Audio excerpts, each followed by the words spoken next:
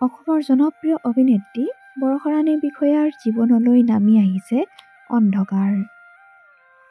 হয় বন্ধু-বান্ধৱীসকল, আপোনালোকে ঠিকেই শুনিছে। বিষয়া পৰিয়ালত গুঞ্জৰিত হৈছে এতিয়া কান্দোনৰ ৰোল।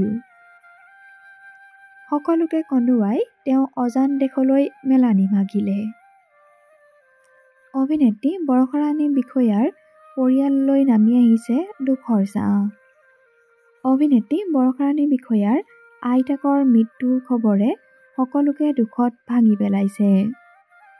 সকলোৰে পৰা বিদায় মাগিলে অভিনেত্ৰী বৰষাৰাণী বিষয়াৰ আইতাকে। ছবি পৰিচালক অশোক কুমাৰ মাতৃৰ বিয়োগ ঘটে। আইতাকৰ মৃত্যুৰ খবৰৰ পাছতে পৰিয়ালটোত বিৰাজ কৰিছে এতিয়া শোকৰ ছাঁ। অভিনেত্ৰী বৰষাৰাণী বিষয়াই আইতাকৰ ফটো শ্বেয়াৰ কৰি পোষ্টত লিখিছে, মোৰ মাইনাজনী শোৱালৈকে যেন ৰৈ আছিলা। আমাৰ চেনেলৰ তৰফৰ পৰা অভিনেত্ৰীগৰাকীৰ পৰিয়ালক সমবেদনা জ্ঞাপন কৰিছোঁ।